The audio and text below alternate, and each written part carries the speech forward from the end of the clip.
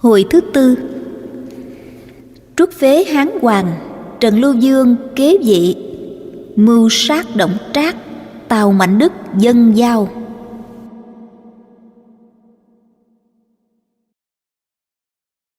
Nhắc lại, Đổng Trác đang toan chém Viên Thiệu thì Lý Nho ngăn lại, can rằng việc lớn còn chưa định xong, không nên chém giết. Viên Thiệu bèn rút bảo đao cầm tay, từ biệt các quan mà ra ngoài, treo cờ tiết lên cửa đông, rồi chạy một mạch, chạy về Ký Châu. Trác quay lại bảo quan thái phó Viên Ngũi: "Thằng cháu anh vô lễ, nhưng tôi nể mặt anh nên làm ngơ cho nó đấy. Vậy việc phế lập bây giờ thế nào?" Chú thích: bây giờ vì chú mà tha cháu, sau này lại vì cháu mà giết chú. Đọc tiếp. Viên Ngũi đành nói: "Ngài tính như vậy cũng phải." Trác nói: "Vậy thì ai còn ngăn trở việc này sẽ bị trị theo quân pháp." Bác quan sợ hãi, đều nói: "Xin nghe theo mệnh lệnh." Tiệc tang, Trác hỏi quan thị trung Chu Bật và quan hiệu úy Ngũ Quỳnh: "Viên Thiệu bỏ đi như vậy sẽ ra sao?" Chu Bật nói: "Thiệu dùng dằn bỏ đi như vậy, nếu bức y gấp quá sẽ sinh biến. Giả họ Viên nhờ ơn Hán Triều đã 4 đời làm tam công, môn sinh thuộc hạ đầy rẫy khắp thiên hạ. Nếu Thiệu thu nạp hào kiệt, tụ tập đồ đảng, rồi anh hùng 4 phương lại nhân đó mà khởi lên, thì một dải Sơn Đông sẽ không còn là của ngài nữa. Chi bằng hãy xá cho Thiệu, lại cho một chức quận thú gì đó. Y sẽ mừng vì được khỏi tội, ắt khỏi gây mối lo." Ngũ Quỳnh cũng nói: "Viên Thiệu tuy ham mưu kế, nhưng mà không có quyết đoán, chẳng đáng lo ngại, nên cho y một chức quận thú để lấy lòng dân." Chú thích: háo mưu vô đoán, 4 chữ này tả rõ tư cách Viên Thiệu. Đọc tiếp. Trác nghe theo, ngay hôm ấy sai người đem chiếu chỉ tới Sơn Đông, phong Thiệu làm thái thú Bột Hải. Ngày mùng 1 tháng 9 năm ấy, Trác ép vua ra ngự điện Gia Đức, đại hội văn võ bá quan. Trác tuốt gươm đối trước công chúng mà nói rằng: "Thiên tử hung ám nhu nhược, không đủ tư cách làm chúa thiên hạ. Nay có đạo sách văn cho tuyên đọc, bá quan hãy nghe đây." Rồi sai Lý Nho đọc.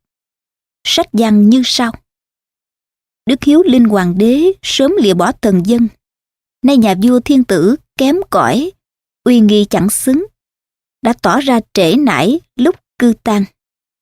Bất đức rõ ràng mà giữ ngôi báo. Hà Thái Hậu không đáng bậc mẫu nghi, làm rối chính sự. Việc Vĩnh Lạc Thái Hậu đột ngột từ trần hiện còn làm xúc động chúng luận. Thế là đạo Tam Cương kỹ trời đất, ngôi mẫu nghi đã khiếm khuyết. Trần Lưu Dương Hiệp có thánh đức vĩ đại, danh thơm tiếng tốt, thiên hạ đều hay, nên nối hoàng nghiệp để rạng truyền thống đời đời. Vậy nay phế hoàng đế đương kim làm hoàng nông dương, hoàng thái hậu phải trả lại triều đình, mời Trần Lưu Dương lên ngôi cửu ngũ, ứng lòng trời thuận lòng người, để thỏa lòng ngưỡng vọng sinh dân. Chú thích: Vĩnh Lạc Thái Hậu, Vĩnh Lạc là Đổng Thái Hậu. Đọc tiếp. Lý Nho đọc xong sách văn, Đổng Trác thét tả hữu dìu thiếu đế xuống dưới bệ, cởi áo, bảo quỳ xuống, quay mặt hướng bắc xưng tần nghe mệnh. Lại thét lột phẩm phục Hà Thái Hậu, lôi xuống đứng bên vua. Hai mẹ con khóc lóc thảm thiết, bá quan ai cũng xót xa trong lòng. Bỗng từ dưới thềm, một vị đại thần phẫn nộ thét lớn: "Thằng giặc Đổng Trác kia, mày dám lập mưu dối trời lừa đất, tao quyết lấy máu cổ bôi cái mặt gian ác của mày." Rồi cầm cái hốt ngà xông tới đâm Trác. quát võ sĩ bắt lấy. Thì ra quan thượng thư Đinh Quảng. Trác sai lùi ra chém.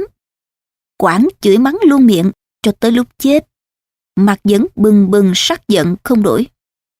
Người sau có thơ than rằng: giặc Trác ngầm mưu bỏ chúa rồi, Gò Lưu non Hán sắp nghiêng rơi.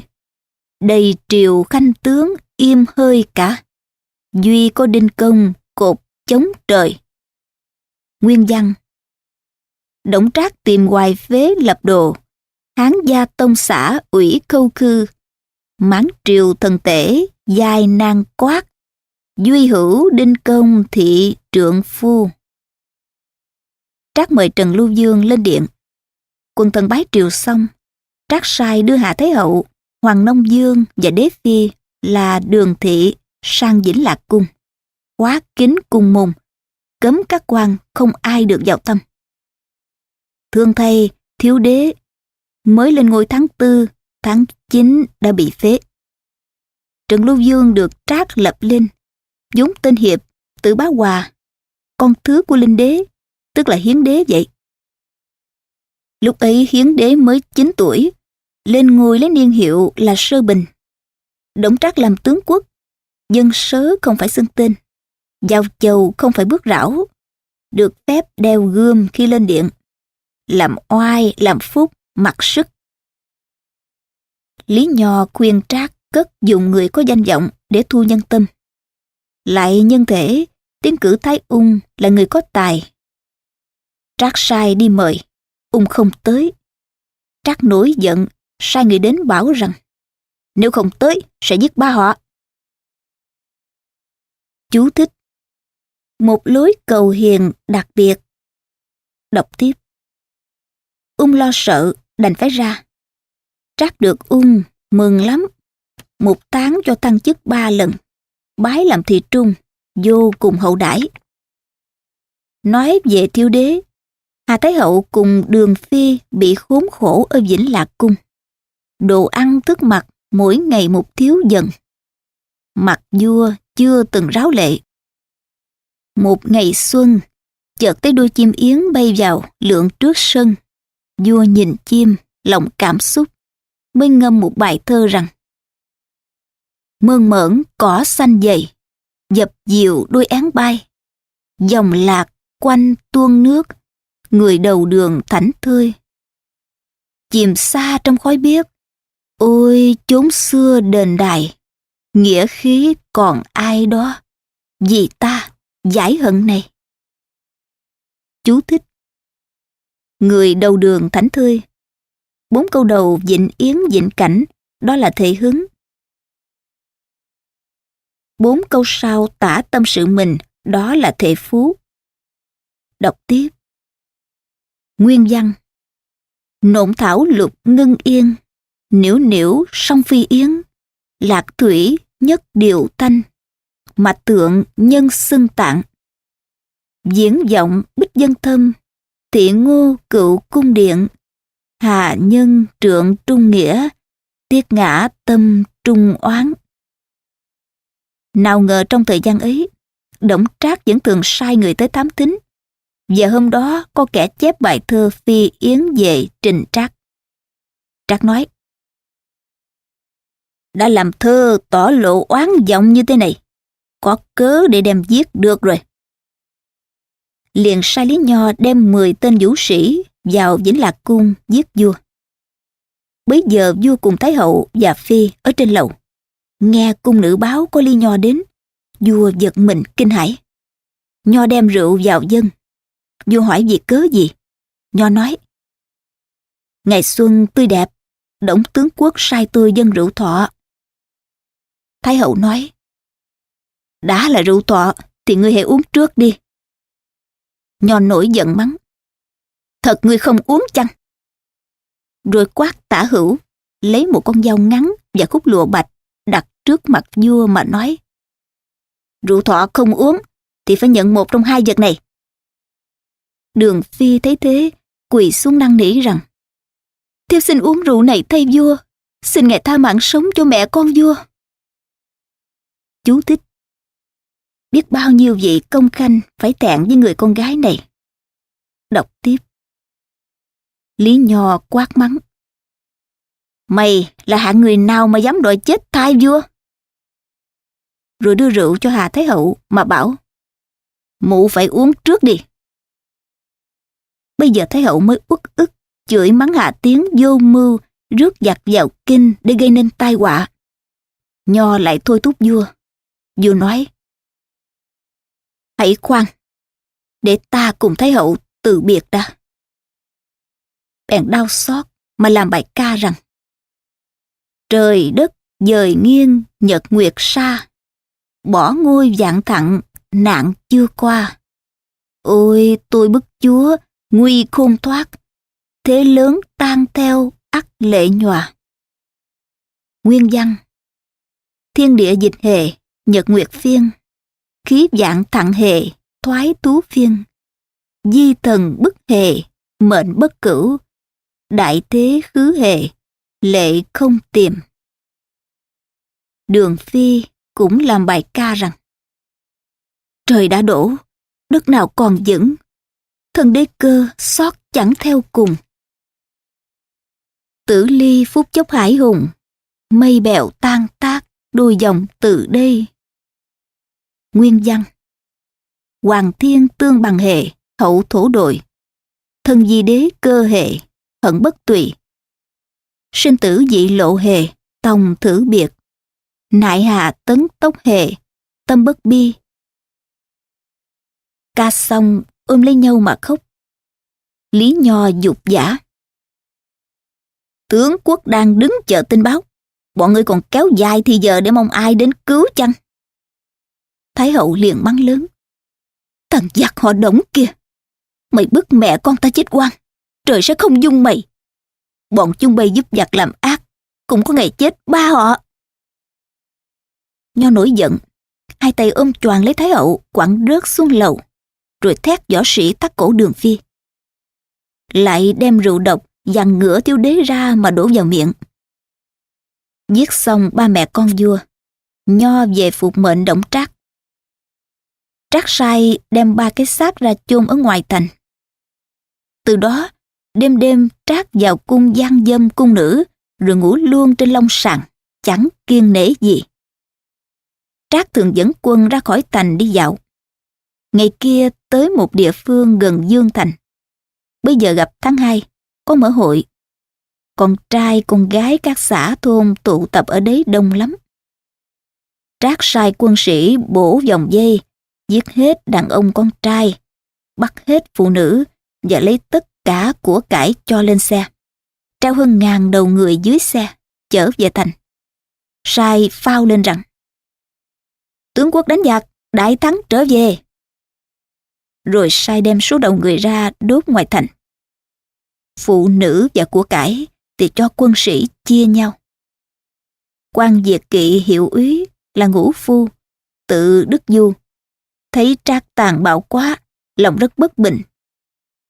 Những khi vào triều thường mặc giáp mỏng, giấu con dao ngắn trong mình để lừa dịp giết Trác. Một hôm Trác vào triều, Phu đứng dưới gác. Trác tới gần, Phu rút dao nhắm thẳng vào bụng mà đâm.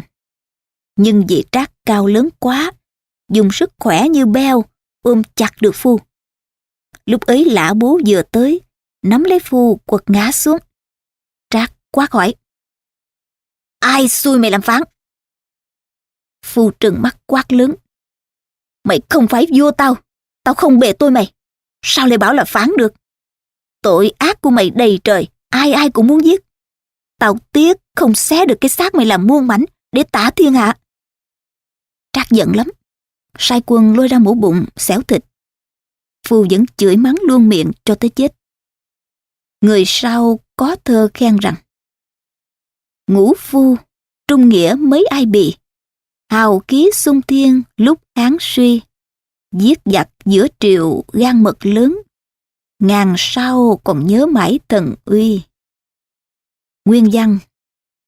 Hán Mạc trung thần thuyết Ngũ Phu, sung thiên hào khí thế gian vô, triều đường sát tặc danh do tại, Vạn cổ cam xưng đại trượng phu. Từ đó mỗi khi ra chốn triều đường, Trác đều đem giáp sĩ theo hộ vệ. Ngày kia Viên Thiệu ở Bột Hải nghe tin Trác quá lộng quyền, bèn sai người đem mật thư về kinh gửi cho Dương Doãn. Đại ý như sau: giặc Trác dối trời bỏ chúa, người người đau xót xé ruột bầm gan. Sao ngài chịu để nó tung hoành tàn ngược mãi, cứ ngồi nhắm mắt bưng tay, sao gọi là trung thần báo quốc? Tôi hiện đang tập luyện sĩ tốt, lòng muốn quét sạch dương thất, nhưng chưa dám khinh động. Nếu ngài cùng lòng với tôi, xin lo toan lúc này.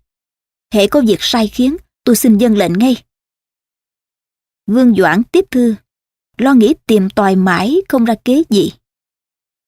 Một hôm vào triều, tới ngồi ở nội các, Doãn thấy có đủ mà các cựu thần, bèn nói: hôm nay là sinh nhật lão phu, vậy tới chiều xin mời liệt vị dời gót ngọc tới tề xá xơi chén rượu.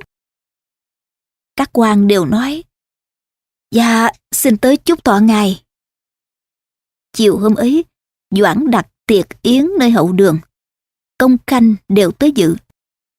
Rượu được vài tuần, bỗng Doãn ôm mặt khóc òa lên. Các quan kinh lạ đến hỏi: hôm nay là ngày vui của tư đồ, sao lại có điều gì bi thương như vậy? Doãn bấy giờ mới bộc lộ: hôm nay nào có phải ngày sinh nhật của tôi, chỉ vì sợ hợp nhau đông đủ thế này, Đổng Trác sẽ nghi, nên nói thác như vậy đó. Tha ngồi, Đổng Trác dối chúa, lộng quyền, xả tắc ngửa nghiêng trong sớm tối, khó mà bảo toàn. Nghĩ lại công đức của Cao Hoàng tru tần diệt sở mà có thiên hạ. Ai ngờ, truyền đến ngày nay bị mất về tay Đổng Trác. Vì thế mà tôi khóc. Các quan nghe xong đều khóc theo. Bỗng một người trong tiệc không hề khóc, lúc ấy lại vỗ tay cười lớn. Khắp triều công khanh cứ khóc thâu đêm đến sáng, khóc trọn ngày đến tối, rồi liệu có khóc chết được Đổng Trác chăng? Dương Doãn nhìn ra mới biết là kiêu kỵ hiệu úy Tào Tháo, bèn tức giận hỏi: tổ tiên nhà anh mấy đời ăn lộc Hán, nay anh không lo báo quốc, lại còn cười sao? Tháo nói: tôi cười là cười khác. Tôi cười các quan không ai có kế gì giết được Đổng Trác đây thôi. Tháo này tuy bất tài, cũng xin đi chặt đầu giặc treo dưới đô môn để tạ thiên hạ. Doãn đứng ngay dậy hỏi: Mạnh Đức có cao kiến gì thế? Tháo nói: gần đây tôi phải khuất thân thờ Đổng Trác, chính là muốn lừa dịp giết nó. Nay Trác đã tin dùng, tôi thường có những lúc được gần bên.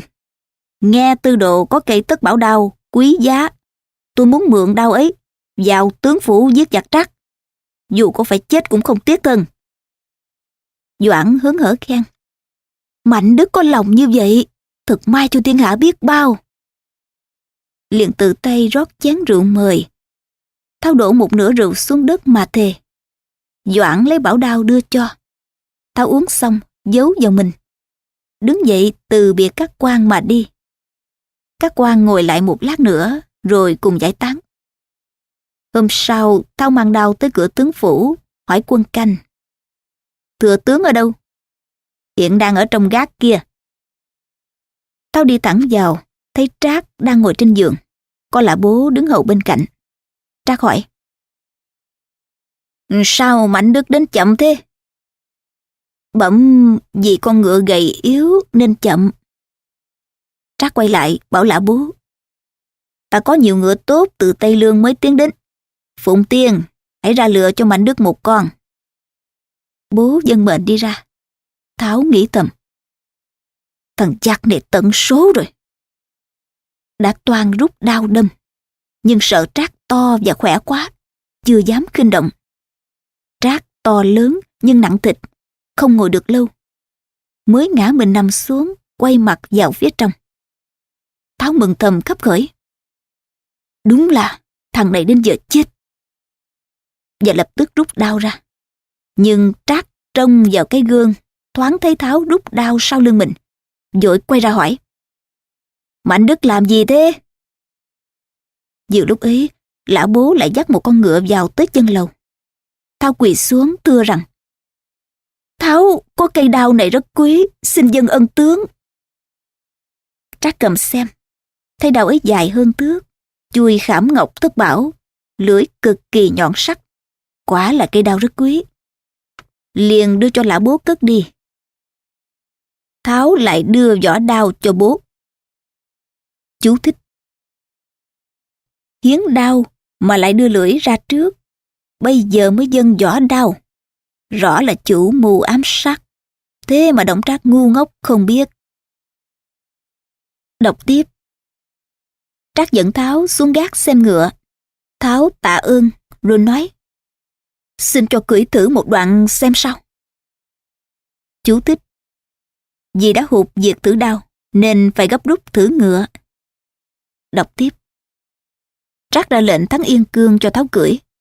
Ra khỏi cửa tướng phủ, Tháo liền ra roi lia lịa, trong hướng đông nam mà phi một mạch mất dạng.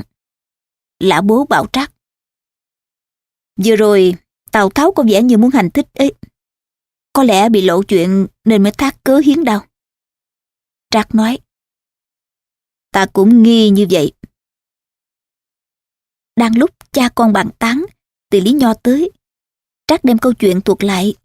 Nho nói: Tào Tháo không để vợ con ở kinh, chỉ có một mình ở trọ một nhà.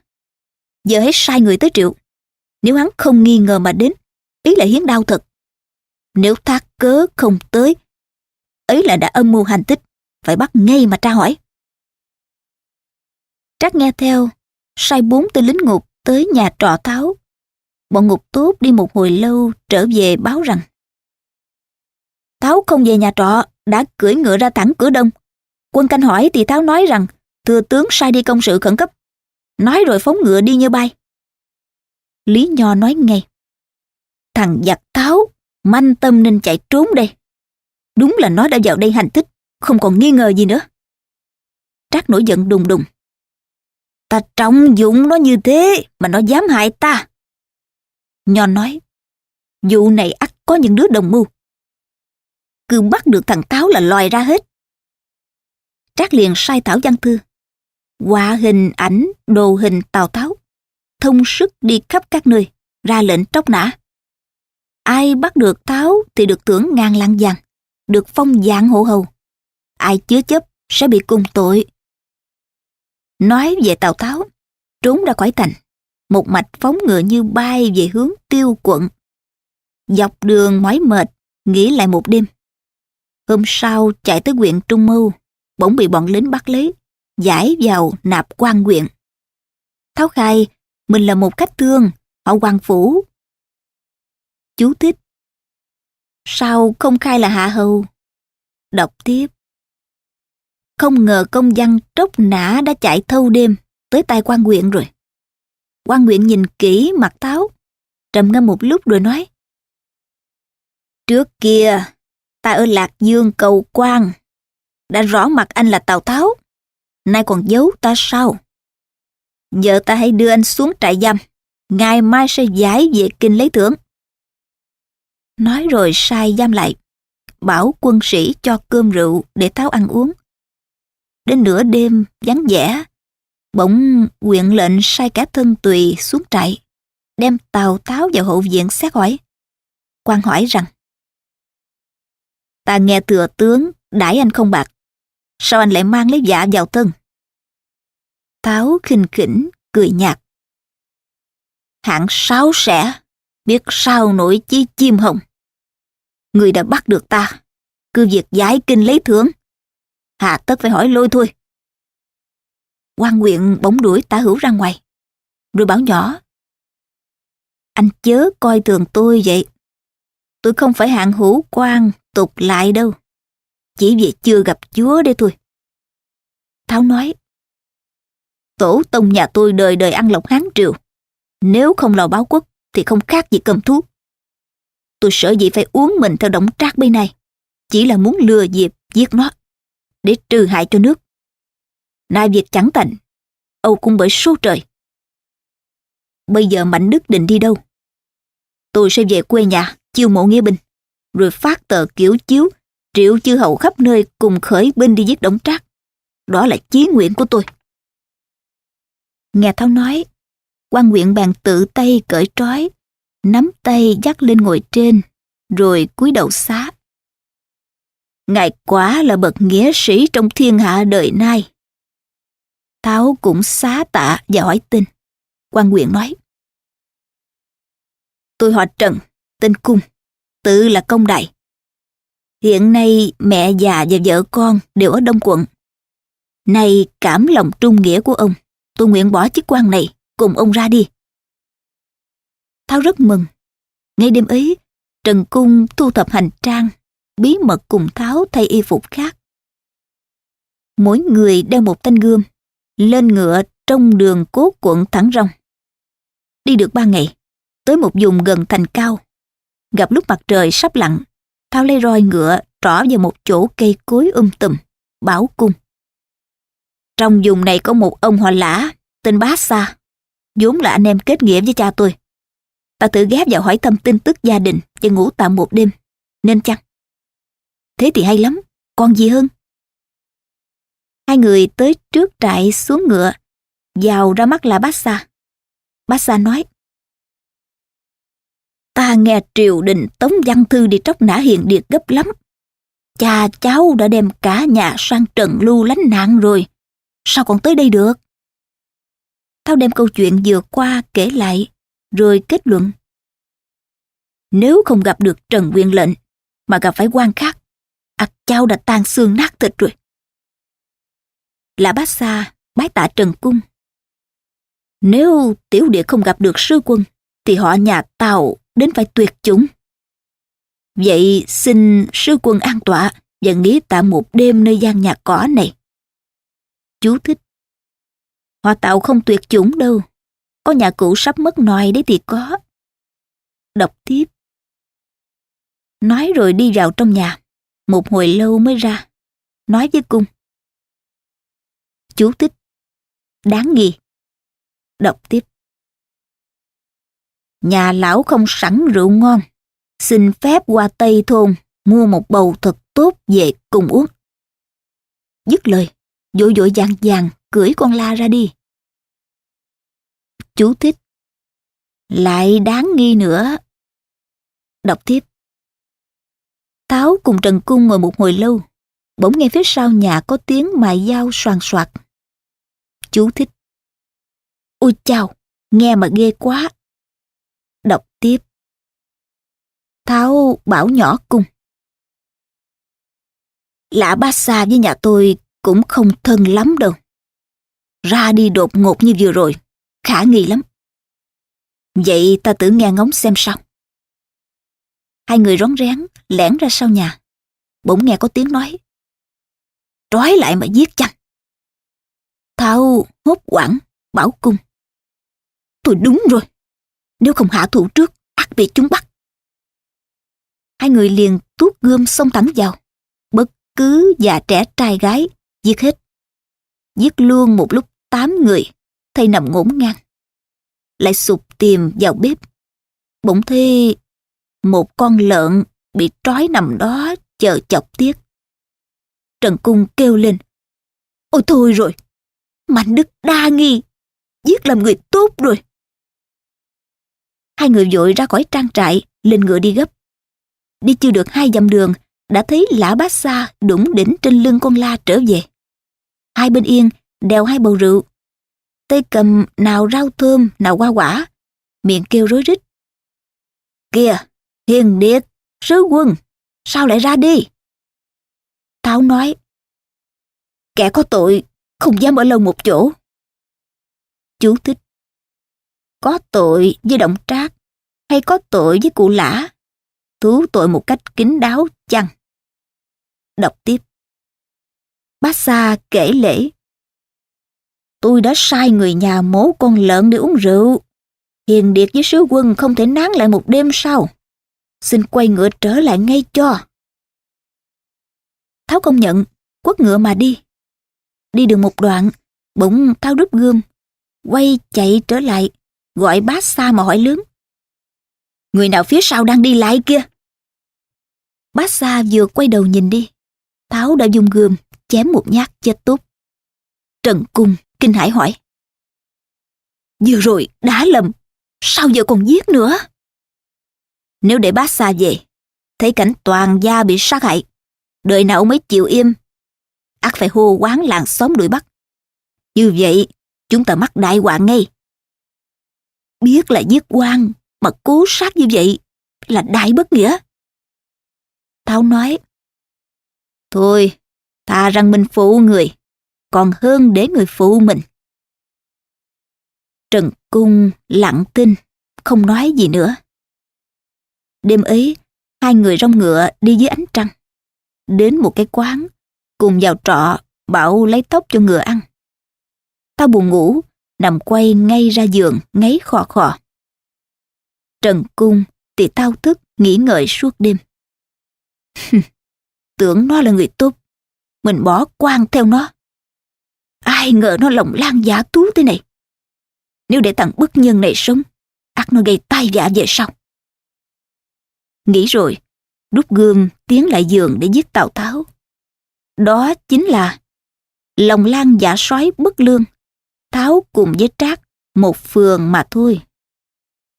Muốn biết tính mạng Tào Tháo ra sao, xin xem hạ hồi phân giải.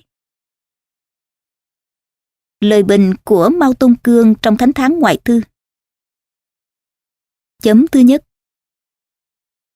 Đầu đời Hán, vì Lã Hậu thảm sát nàng Tích Cơ mà Huệ Đế, con của bà, không có con nối đời. Cuối đời Hán, vì Hà Hậu giết Dương Mỹ Nhân mà Thiếu Đế mất ngôi, chết uổng. Trước có Hà Tiến giết Đổng Trác, sau có Đổng Trác giết Hà Hậu. Phải chăng đó là lẽ trời, ác giả ác báo? Chấm thứ hai. Đinh Quảng, Ngũ Phu, Liệu Tân giết Đổng Trác để rồi chịu chết. Tào Tháo mưu sát Đổng Trác để rồi ứng biến ra hiến đao mà thoát nguy. Thế mới biết Tháo không trung nghĩa như Quảng Phu, và kẻ giang hùng khi mưu việc gì không chịu liều mình mà phải lo bảo toàn lấy mình trước đã.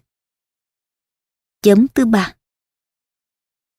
Nếu quan huyện họ Trần giải Tháo về kinh, hoặc là Bát Xa đi báo quan khác, Tháo sẽ chết về tay Đổng Trác.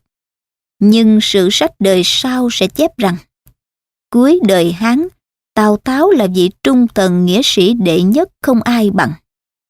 Thế mới biết việc xét người là khó. Chấm thứ tư.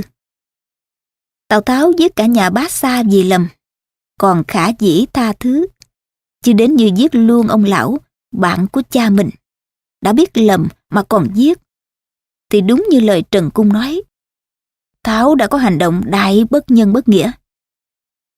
Tuy nhiên Tháo cũng biết thú thực, cho nên mới nói thà mình phụ người còn hơn người phụ mình. Chứ ở đời có biết bao nhiêu kẻ nghĩ như Tháo, hành động gian hùng như Tháo, mà ngoài miệng cứ giả đạo đức, nói trái lại. Thà để người phụ ta, chứ ta không phụ người. Những kẻ này còn đáng chê hơn Tháo nữa. Chấm thứ năm. Nếu Trương Phi đâm chết Đổng Trác, Trần Cung cũng hại đời Tào Tháo đi, thì thật chuyện thống khoái. Nhưng chỉ là thống khoái nhất thời. Sau này còn đâu trăm ngàn chuyện kỳ kỳ quái quái diễn tiếp mãi ra nữa. Có lẽ trời xanh kia muốn lưu hai kẻ giang hùng ấy để đóng vai chính trong nhiều tấn tuồng sau này vậy.